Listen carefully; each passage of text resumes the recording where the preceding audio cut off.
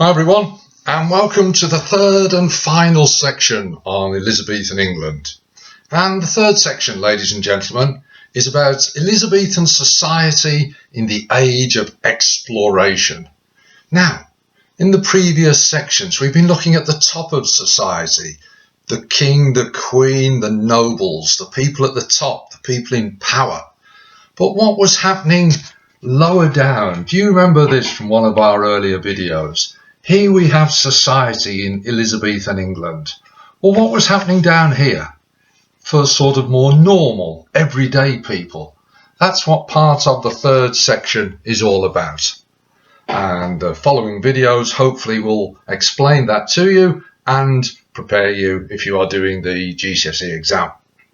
Now, you'll think, why is he wearing a silly Christmas hat? That's got nothing to do with Elizabethan society.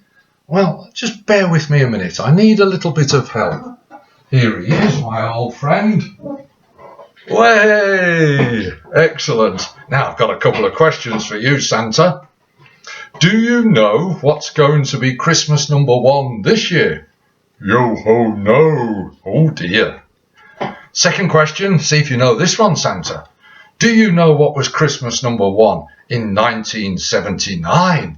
Yo ho yes. Excellent, well done, Santa. And what was it? 1979, I was 18 years old. I just left school. And that's a little bit of a clue, because the Christmas number 1 in that year was by a very famous band called Pink Floyd. And the song was called The Wall. And the first line of that song, very famously, check out the song and also check out the video. See what message Pink Floyd was suggesting about education in the 1970s. The first line went, "We don't need no education." Wow. Great song. Go and have a look at it. We don't need no education. Well, what about in Elizabethan England? Did people have an education? I'll just put Santa down. What education did people have in Elizabeth's reign? Hopefully this video will explain all of that to you. They might ask you this question. Describe 2 features of Elizabethan education, or some of the schools that I'm going to talk about. Hopefully this video will prepare you for that. Now, there were some changes, some progress was made, but don't exaggerate it, ladies and gentlemen. Just before Elizabeth was queen, 20% of boys would go to school, 10% of girls. Afterwards, 30% of boys, still 10% of girls. So yes, it did get slightly better, but the vast majority of children were illiterate. They could not read or write. So don't exaggerate the extent of the change, but some progress was made. Now, of course, it's the children down here of the labourers and the poor. They would not go to school. They would go to work at a very early age. It's the children of the people slightly further up the level of society who actually went to school. And we'll look at the different schools that they attended in this video. Now let's start with the nobles, the nobility. The purpose, their education was to prepare the young boys for a life at court, educate them for a life at court. Many of them were taught at home by tutors. Tudor tutors should be easy to remember. Or sometimes they went to a different noble household to finish off their education. And the tutor would teach them about Latin, Greek, history, hooray, hooray for history, philosophy, theology. That's what the boys would get. Okay? Girls, they also had music, dancing, needlework. The boys would do fencing, wrestling. Elizabeth herself was a very intelligent and well-educated woman. She spoke languages, as did her father, Henry VIII. He was also very, very educated. At the time, they wanted to match the education to the sort of level of society and the type of life that you would lead. Okay? So that's why they were taught how to behave at court if they were nobles. Noble boys then, not girls, noble boys aged about 15 would go to university, and I'll come back to university later in this video. Sometimes the noble boys, slightly earlier age, would have gone to a public school. Two main public schools at that time where you had to pay to go. Winchester and Eton, still schools that are around today. So that's for the top of society, sons of the nobles. Now, what about lower down? The gentry, the merchants, the yeomen. Where would their sons, and in some cases daughters, go to school? Well, we see the development of something called grammar schools. We still have grammar schools in our country today. In Elizabeth's reign, there was a big increase in the number of grammar schools. Altogether, there were about 72 new grammar schools created in Elizabeth's reign. 42 in the 1560s and then another 30 in the 1570s. Boys, it's only boys in the grammar school. They had to pay, which is why it's the richer people who are sending their boys there.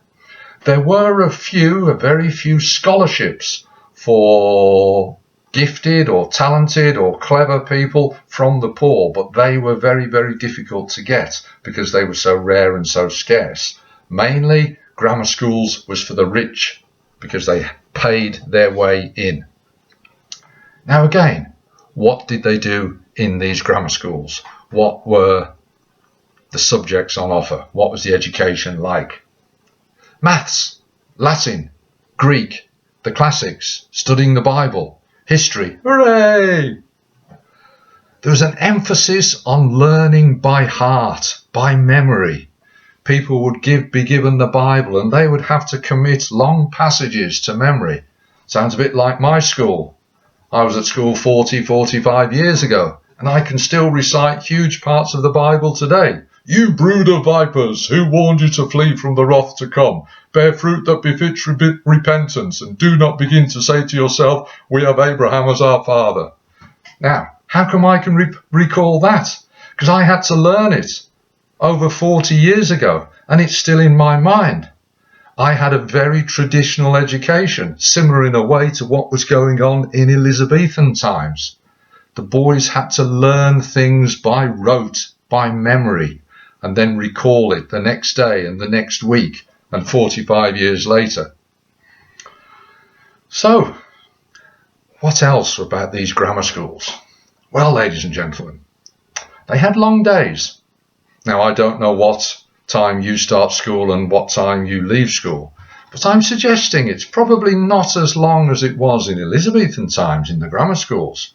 They would start at 6 in the morning. Hooray! Yes, 6 in the morning.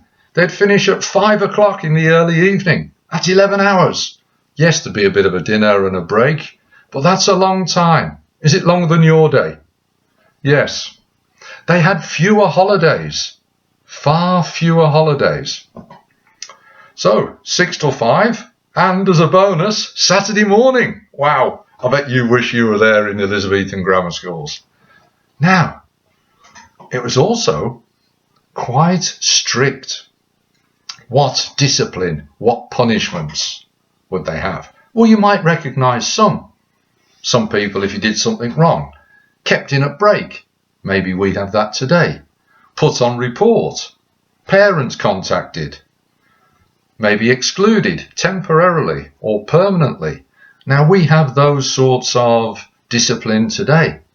But one thing that they had that we don't have today is something called corporal punishment. Whack! Ow! The cane. The cane was used to maintain discipline in Elizabethan grammar schools. So, what age? Well, boys from remember, the middle classes, the yeomen, the gentry, the merchants, boys would probably go there between the ages of 7 and 8 and then stay there till 13, 14. Remember, maybe to go to university or to go and do something else afterwards. So there we have grammar schools. They might ask you 2 features of a grammar school. and you can use things from this section of the video for that. They had another type of school, a school called a petty school. Now, what's the difference between petty school and grammar school? Well, the petty school, again, just for boys, but it gave a more basic education, not as many subjects. It's concentrating on the basics, what was sometimes called the 3 R's, reading, writing and arithmetic. Reading, writing and arithmetic, maths. And boys would go there, aged about 4 to 5, and leave about maybe ages 7 to 8 to go to the grammar school. They were local, so in a way they're a little bit like our primary schools, but again, the punishment was very harsh, as a rule. As a rule. Sorry, terrible joke. Okay, so they're the petty schools for the boys. The girls, they had an equivalent. Now, they were known as dame schools, because a dame, a sort of posh lady, a local educated woman would be in charge, almost like the head mistress. And she would help there to prepare the girls for their lives. But at that time, most girls would just get married. So therefore, they were shown housekeeping skills, how to preserve food, bake, sew, basic first aid. We have to admit, ladies and gentlemen, even though there was a woman as the Queen of England, the education reflected the society which was sexist. Okay? So we have the dame schools for the girls. Now, I mentioned earlier about the universities. This section, the final section, again it's boys, aged 15, roughly, 15 or 16. Boys from the rich backgrounds. We're up at this end of society. They would go after their grammar school or private tutor, they would go to university. Remember, there were 2 public schools, Winchester and Eton. There were 2 universities, Oxford and Cambridge. So that's hopefully fairly easy to remember. There they would study maths, geometry, music, astronomy, philosophy, logic, public speaking or rhetoric. And then they might graduate from there and carry on and do either medicine or law or divinity. Some went to London. Again, it was almost like a third university, not quite, because there at the Inns of Court, they would train to become lawyers. So the university was there, again, only for the rich and only for boys. So there we have education. Let's go from the bottom of society. The labourers, the poor, not much education on offer there. They stayed in that part of society. Education wasn't like, as some say it is now, giving everybody the opportunity to move up in the world and go and get a better job. Education was aimed at preparing you for where you were born in society. So if you were born here, you didn't get educated, you worked and stayed there. Yeomen, tenant farmers, merchants, gentry, knights, nobles, lords, they got the education, as I've explained in the video. So there wasn't much movement in social standing. People tended to stay where they were. It reflected society rather than change society. So there's education. What is coming next? Well, even in the Elizabethan times, people didn't work all the time. Even in Elizabethan times, children weren't at school all the time. So they had some leisure time. And the next video, we'll be looking at sport, leisure, pastimes. How did people enjoy themselves? Probably almost as much as you've enjoyed this video. Way! Right. Hope it's been useful. I'll speak to you soon. All the best now. Bye for now.